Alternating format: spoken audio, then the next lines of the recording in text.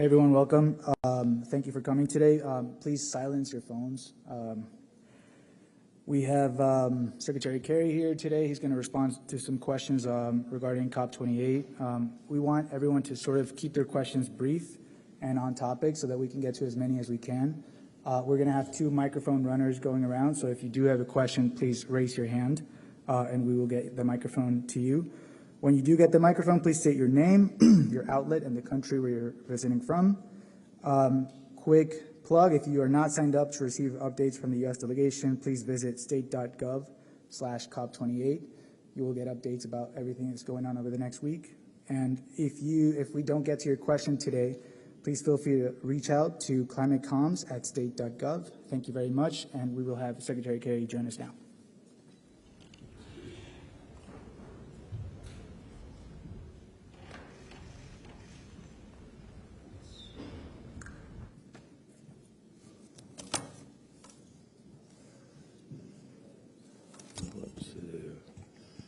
Good afternoon. All your heads have to turn this way. I'm sorry. I'll just make an opening and maybe sit in the middle if that's easier for you.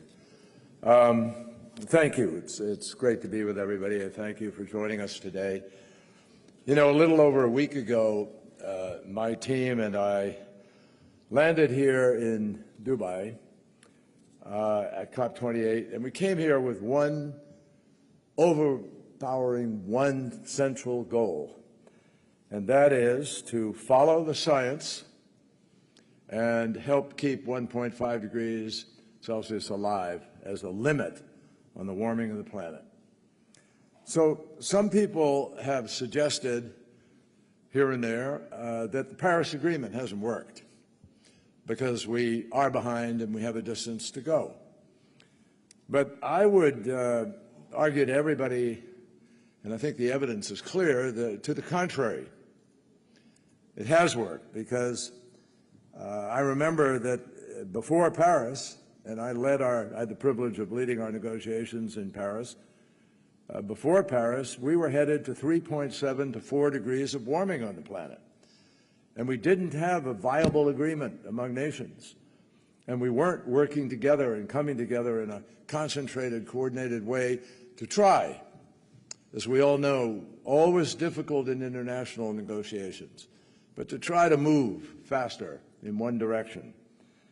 So partly because of the work that we've done over these last 3 years, starting when President Biden took the oath, and I remember I was privileged to take that oath the same day later, but that's when we started work.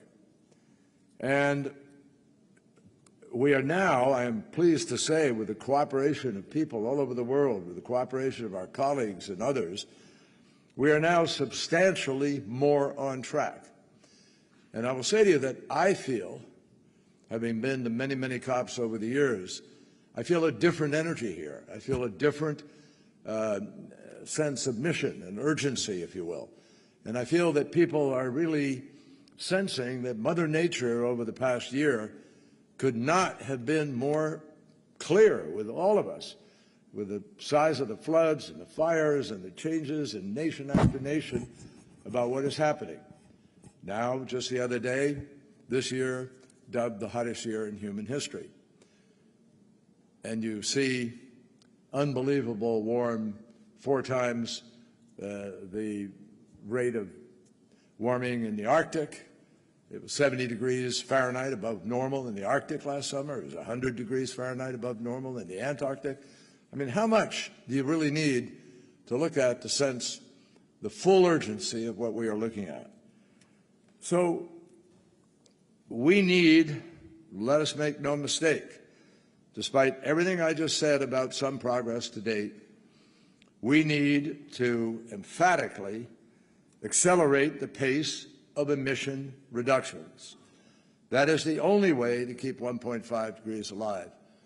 And our choices need to be based on basic mathematics and physics and the evidence that we understand and the best judgment of the best scientists in the world. Here in Dubai, through the first week of the Paris Agreement, the global stocktake, we have the ability to measure exactly what we've done and what we've not done. That's what the Paris stocktake will give us. And we will also have a chance to measure with honesty, candor, comprehensively, and hopefully with some vision on the part of the road ahead.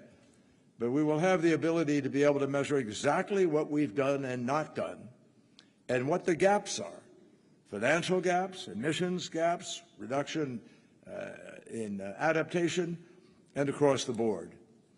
And I believe it is really important we do this with candor and with comprehensiveness.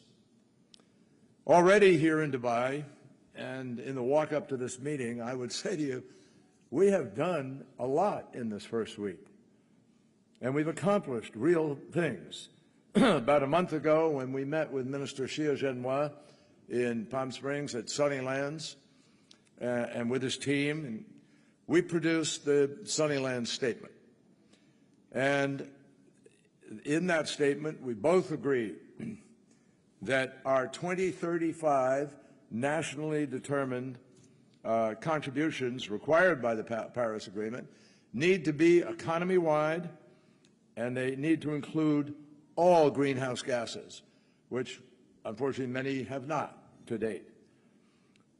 This is a major step forward because it's only by getting non-CO2 gases into this mix that we're going to be able to raise the ambition and be inclusive enough to actually have a shot at accomplishing our goal. And today, about half the greenhouse gases that are warming the planet come from non-CO2 gases, and particularly from methane. Methane being 80 to 100 times more destructive than CO2 in the early years, and about 20 times more destructive in the later years. But either way you cut it, it's a hell of a lot more destructive than CO2.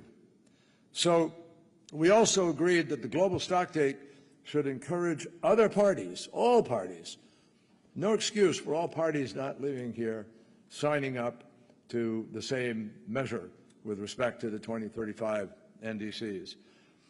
At the beginning, which by the way, we also agreed to deploy more renewables.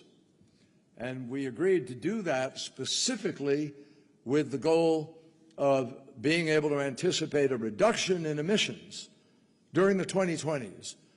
And for all of you who have been following, what's happening globally on emissions reductions and on targets, you understand that China is saying we're going to do and try to target this for the 2020s is a move from where we have been. We can talk more about that if you want.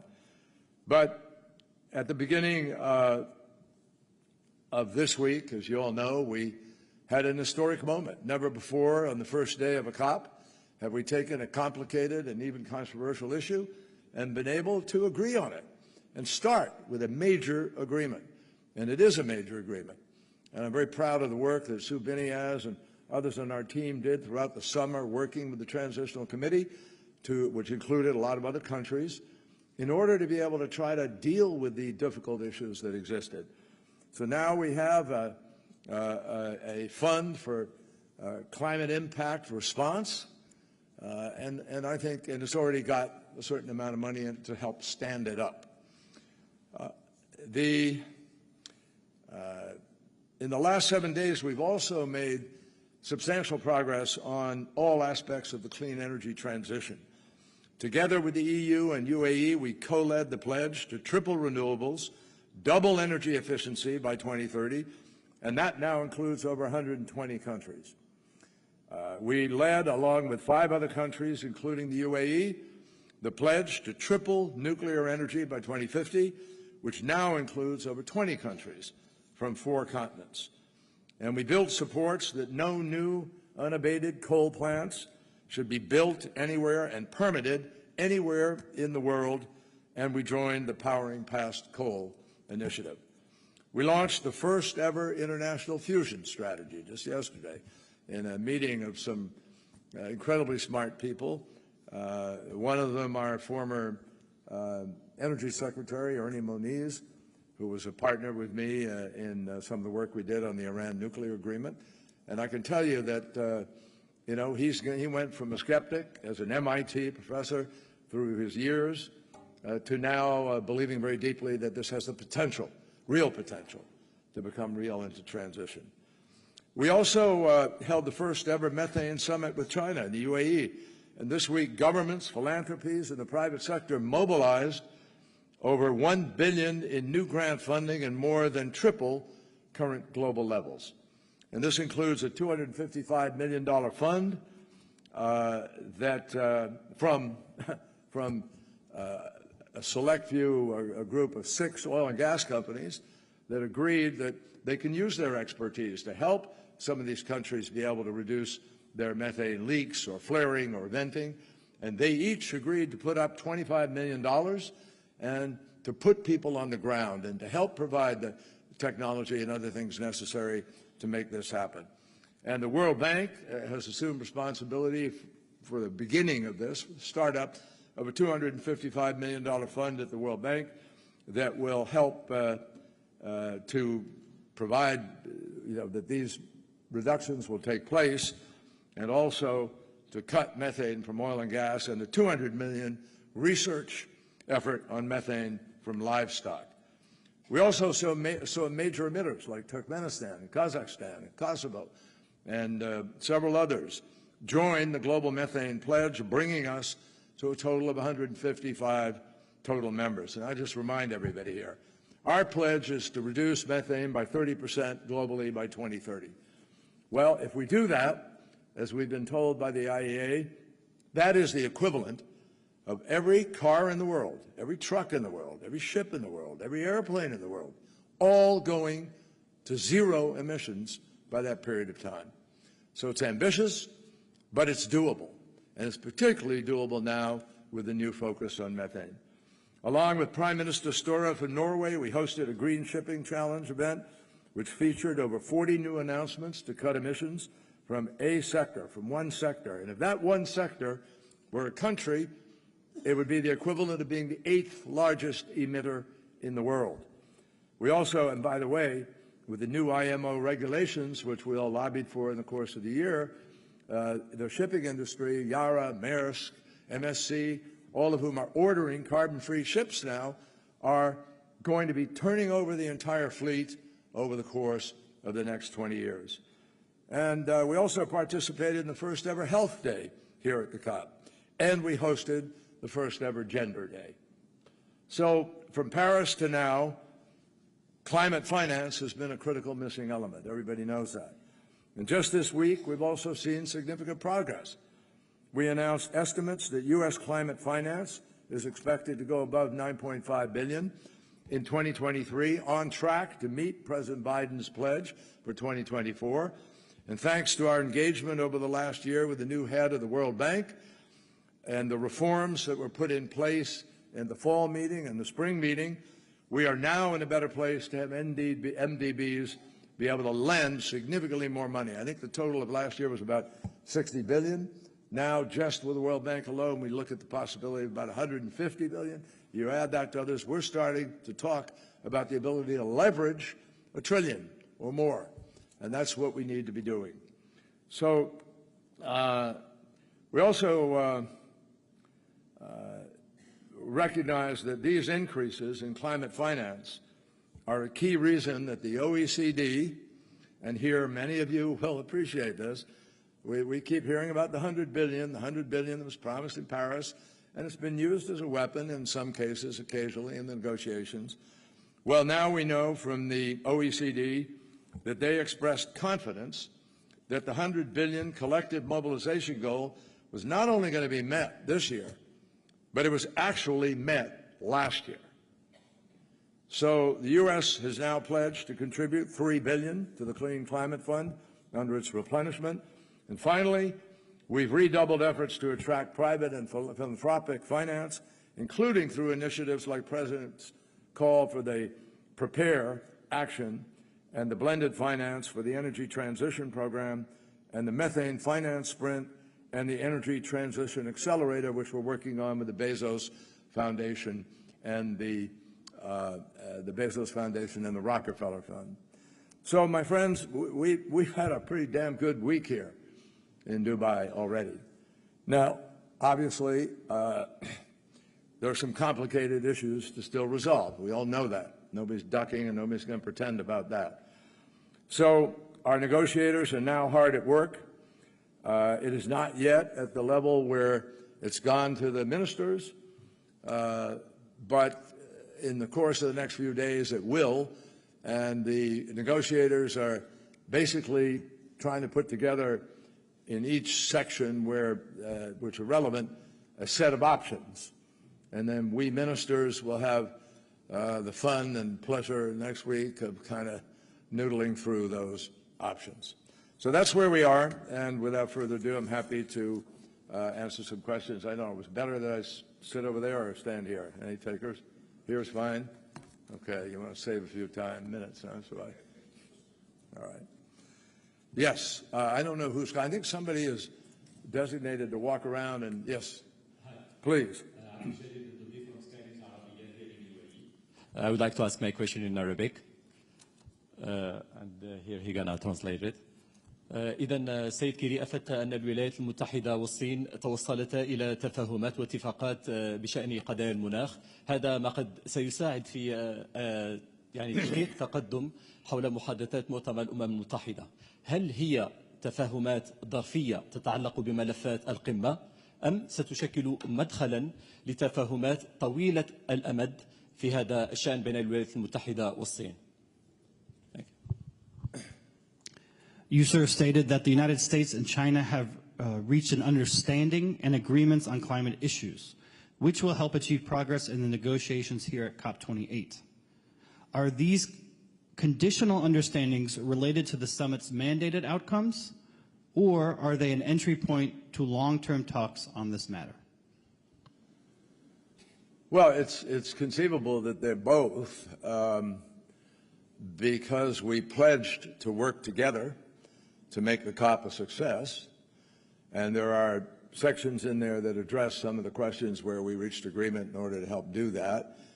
And secondly, we set up we rekindled the efforts of a working group that we'd previously agreed on, but we added some thoughts to it. And we're both anxious to see that work group going forward, be able to assist in breaking down some barriers and perhaps adding more capacity to us to be able to do something. We both recognize the important responsibility for our citizens and globally for citizens all around the world. China is in fact, while the largest emitter in the world significantly, they are working, I'd say, I give them credit hard to try to transition more rapidly, which is why I think they agreed with us to try to meet a higher, a goal. But China is the largest producer of renewable energy in the world, also the largest deployer of renewable energy in the world by far, more than all the other countries put together. And the one thing we have a difference on that we're continuing, no, not one thing, we have a number of differences. But the biggest difference we have is obviously the challenge of new coal.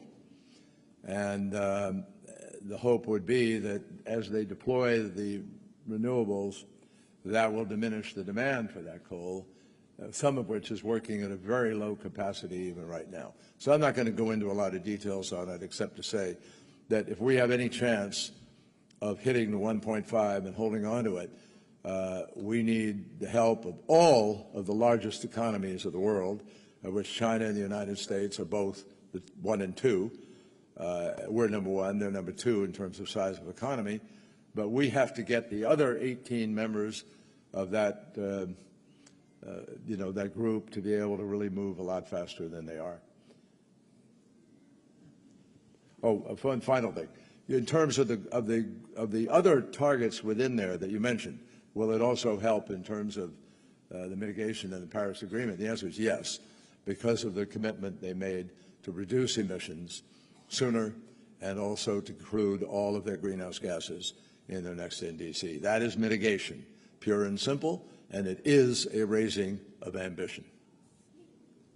I'm not, somebody here is designated, somebody He gave me works. Hi. He gave me the microphone earlier. Lisa Friedman from the New York Times. Thank you. So you're aware of the comments that Sultan Al-Jaber has faced criticism for, that there's no science to underpin a need for a phase-out of fossil fuels to reach 1.5. Do you believe that the science calls for a phase-out? Are you satisfied with his explanation? And can you tell us why the U.S. isn't pushing as hard as, say, the EU for a phase-out language? Well, we are. We voted with the EU, with members of the EU, because not all the EU is in the G7, but the G7, we voted for phasing out. And we've said consistently that we need to do what we need to do to follow the science.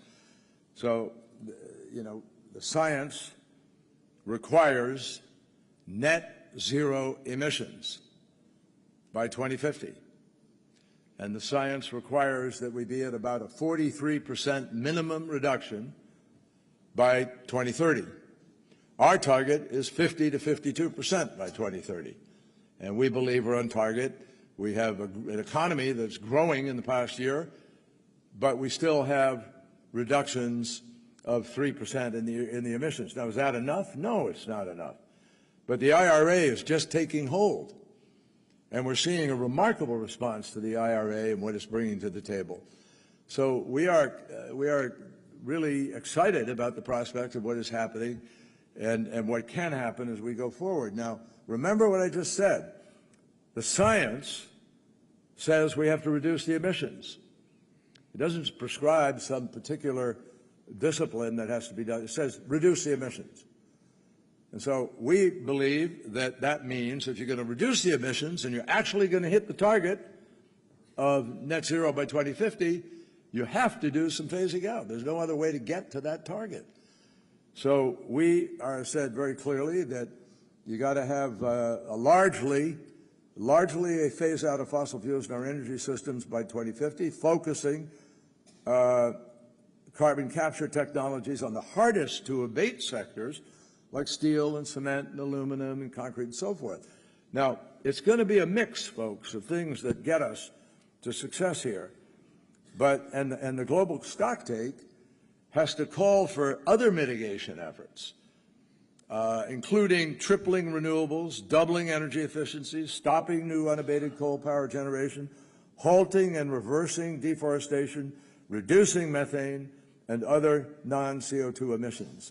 And if we don't do all of the above and target what the science says, we will not get to net zero 2050. Next question.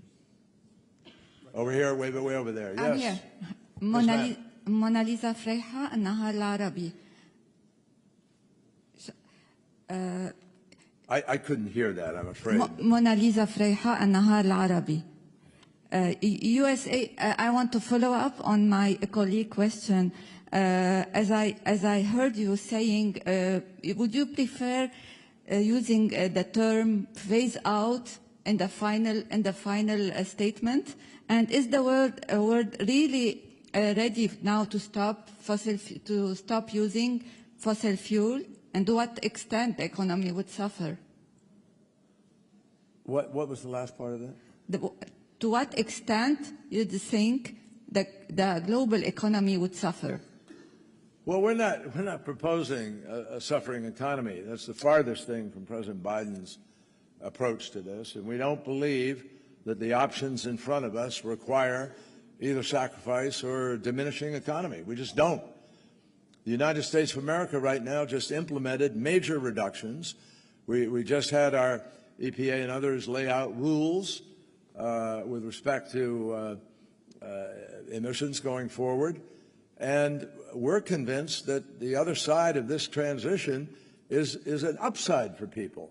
I mean, currently, with the amount of emissions that we're putting into the atmosphere, very specifically greenhouse gas emissions, methane, CO2, particulates, if you look at that, you will see every analysis confirms that those emissions are killing people today. A new study just came out from, I think it was George Mason, University of Texas, and Harvard Chan School of Health, which say that coal particulates are responsible for twice as many deaths as the other particulates. Now, obviously, we all have a responsibility to not be responsible for continuing a policy that we know is taking lives, moving people away from where they live, climate injustice, diminishing people's ability to be able to stay where they want to stay, or live in the heat that they have to live in, lose the water that they have today, live with drought, and all the other problems. Those are real. And so we don't think that that's the offering of dealing with the climate the way we talk. Our economy is growing, and the jobs of renewable energy are actually growing a lot faster in America than the jobs of fossil fuel. And now the IEA has clearly stated that they detect in this decade, around the end of the decade, 28, 29, they think that we will have a peak in fossil fuel demand, and they noticed a terminal decline starting in this decade with respect to fossil fuel demand. So it's not John Kerry or Joe Biden or any of us who are creating this dynamic. It is climate crisis coupled with the slow response of people who need to respond faster to make it happen, and to take, to begin to seize the benefits that await people out there. Let me just give you an example. We have about 100 of the biggest and best corporations in the world, and corporations take a lot of flack. We realize that. And there has been greenwashing in the past. We all understand that. But just think about this. Google, Apple, Microsoft, Salesforce, Boeing, United, Delta, Ford Motor Company, General Motors, Volvo, Maersk, Yara, MSC, you can run a long list here, Amazon. Many others have all joined this coalition to send a demand signal to the marketplace that it's good to buy green now and help accelerate the transition. And by buying green now, you send a message up and down the food chain that there's money to be made. There's a better market out there. And those pathfinders are going to do well in the long run because, people are going to be, I think, sensitive and grateful to companies that behave the way we all need to with respect to this challenge. And their CEOs, let me be blunt, Lafarge Holcim is making green cement right now. They're making green. People are buying the green cement not because it's green, but because it's better cement. I mentioned Yara and Maersk and MSC and the ships they're now buying that are carbon. There's a carbon-free ship in the port right here. Ammonia, Fortescue, Andrew Forrest, who brought the ship over here on ammonia. So bottom line, folks, we think there's huge economic reason for people to be looking to this transition. And every analysis says it costs more to wait or to avoid it than it will to do it now. So I think the economics of this are pretty clear. And you have smart CEOs of companies like that, folks. They must know something. Seth Borenstein, the Associated Press. Going into the harder week next week, what are requirements for the U.S. that have to be in the GST, regardless, and what are the red lines for the United States that cannot be in there? And finally, which countries are you afraid of being the biggest obstacles to the phase-out language? Well, if I were to tell you that, I'm going to make people bigger obstacles. So I ain't going there. I will just tell you that we have some tough issues next week, but I think we have people of good faith who know that this is an international negotiation of consequence. And people will measure who steps up and who doesn't. I just think I'm going to leave it. I'm not going to go through all the details of the negotiation and say what our red lines are or not. I actually haven't we sort of inherently know on our team what some of the red lines are, but we haven't ever sat there and said, okay, where are we here? We need to see what the options are that we get sent by the teams, and then we'll sit down and evaluate what the possibilities are. I can just tell you this, our North Star, and you've heard it a number of times around here, is 1.5 degrees. And we want to do everything we can to be on that track. And we want to be reasonable about what we do. There has to be a fairness in the air here. You know, we don't want people just coming in and automatically, because they're vested interest or they're feeling maybe, you know, punched a little bit here. We got to do what the science tells us we need to do. And the science has been clear.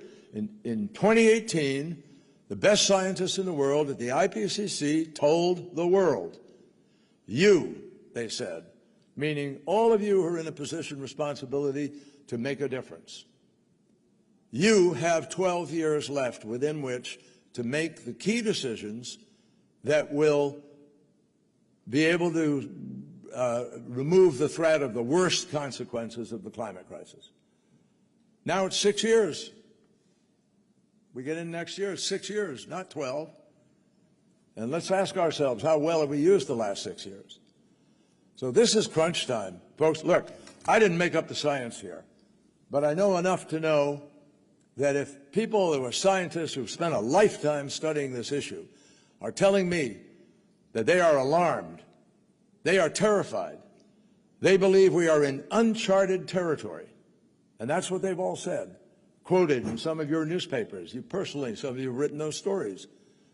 And if that's where we are, and the Arctic is at a crazy rate of melting, and it's at 70 degrees Fahrenheit in the summertime, and 100 degrees in the Antarctic, and you look at the fires in Greece and Australia and Russia and around the world, come on, what do you need?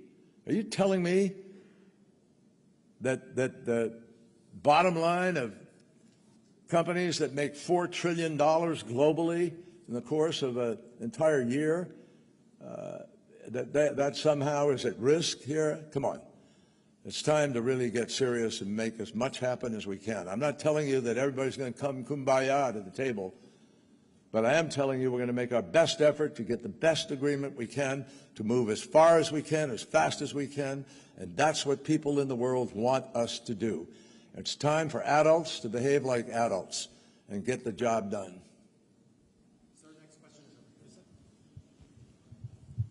I'm Yusra Adel from Al Ittihad newspaper politics section. Sir, how do you evaluate the result of COP28 up till now? And what do you hope to achieve before COP ending? What do I evaluate the what of COP28? The results of COP28, the result of COP28 I think I till said now. all of that in my opening statement, to be honest with you. I'm not trying to cheat you of a question. But I think I answered everything that I saw had happened in the COP, and I've told you the results need to be the most we can get to be responsible. Here's the big framework of the stocktake, in my judgment. There are three mandated outcomes. Outcome number one was the fund for climate response, for climate impact response. That's already number one. That was mandated. We do something. We did something. Number two is adaptation, the report from adaptation and raising effort there. We will, I'm confident, do something. And the final one of those was I'm drawing a blank here, which was the, let me see, the stocktake, the adaptation, and I believe on the mitigation, what we're doing, and also on the finance, and not just the finance, but also the effort to be able to bring countries together in this, structure that we've talked about to deal with methane and other critical gases in order to move faster. I think those challenges, the shipping challenge, the other things, we want those embraced in the language of this agreement, and hopefully there will be. That's my hope. And we have new finance mechanisms, I mentioned to you. Those need to be also incorporated in, we hope, into the stocktake. We'll see what happens. But the most important of those three critical, already mandated outcomes. Bonjour. Who's Hi. bonjour? Sir? Hello. Ah. Yes, this is Jeanne Richard for Radio France International. Sir, what is the position of the U.S. About CCS? The European Union is critical about on a large-scale use of these technologies. So what is your position? My position is the scientific position. The science says we cannot get to net zero 2050 without some CCUS, or CCS at any rate. That's what they say. If you're going to run the numbers here, you need to reduce. Now, already there are companies that do it. I mean, look at Occidental, which is an oil and gas company. They're all in on direct air carbon capture. They're capturing carbon. Other companies have historically used carbon dioxide that they capture in order to do enhanced oil production. Now, that not be what a lot of people want to have happen here, but at least you can capture it. And so we're exploring that. The IRA wants to push the curve because we're in such a predicament, we think, that we have to have an all-of-the-above approach here. We're also obviously pushing the potential of nuclear. I mean, France, par exemple, produces, about 70%, 68 now or something maybe, of its power comes from nuclear. France sells nuclear power to Germany and so we have nuclear power in California. We have that nuclear power goes to Arizona and other states. Nuclear power right next door to my state. It was protested vehemently when they were thinking of building it. I can't remember, 4 years ago. I can't remember how long ago. But I was in the Senate for 28 years representing Massachusetts, and during all those years, we used nuclear in our power base, about 20%. So, folks, you got to be realistic. If you're going to get to where we want to go, reducing the emissions, we got to use the technologies we have today. Maybe something's going to break in well before that. Nobody says we're frozen into having to go 20 years with one technology. Fusion may turn out to be just an enormous game changer. Battery storage, you may find. Hydrogen may bring that price down, and then all of a sudden it's competitive. And as the infrastructure builds up, we have a lot of options. I'm excited, frankly, about what I see right now. It's very different from where we've been previously. And about $1.7 trillion of venture capital now chasing these solutions. And that's different from any time, anywhere we've ever been before in this race. So I think that, you can raise some very legitimate questions about CCUS, but you also can see it working in certain ways. And our hope is that the marketplace is going to help decide by price points what works and what doesn't. And look at solar. Solar's come down 85% in price. Wind's come down 53% in price. It's now cheaper than these other forms. And the more people begin to see it working, and the more they see that grids can be balanced, particularly with AI, AI is going to play a very big role in the future of this battle. And so I think we have enormous opportunities here for differential. Thank you. Over here, sir. Right here. Sir, are you satisfied with the amount the contributions in the Lost and Damaged Fund till now? And this contribution, do you have does he have a target amount to be collected? For the climate impact? Yeah, the president announced that we would immediately put in $17.5 million of budget money that we have now. But that's not all the United States is putting on the line here. We put $1 billion on the line to deal with the methane, and we've put the other money that I articulated with respect to the Global Climate Fund, $3 billion, and so forth.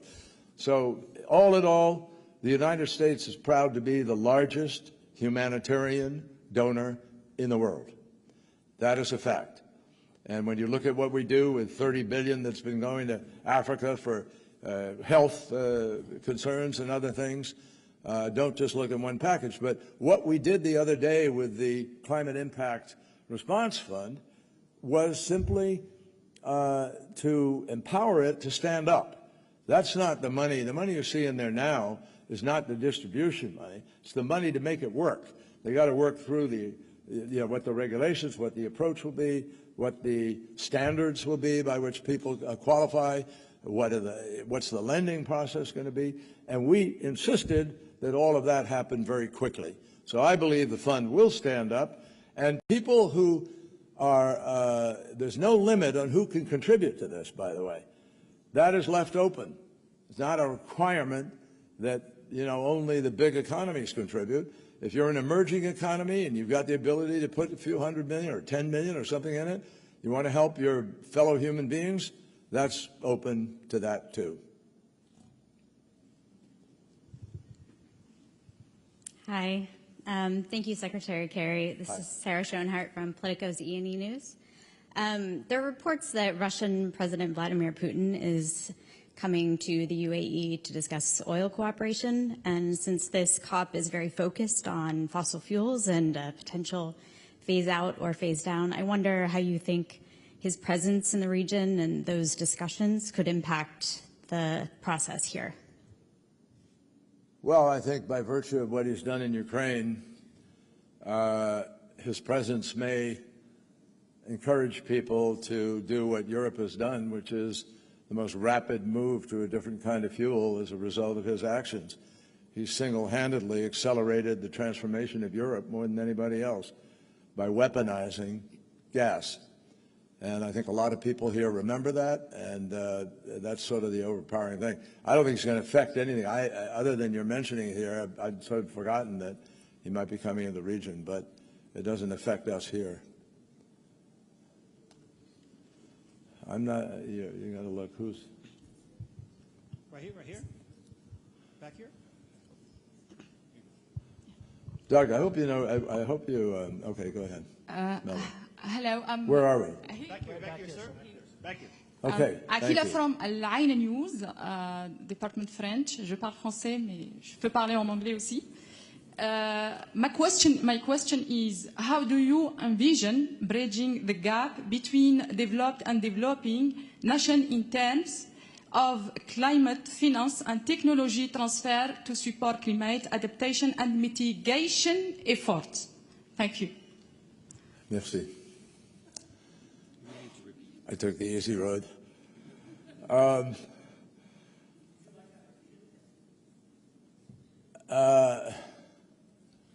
do you envision bridging the gap between developed and developing nations in terms of climate finance and technology transfer to support climate adaptation and mitigation efforts? Great question. Every one of the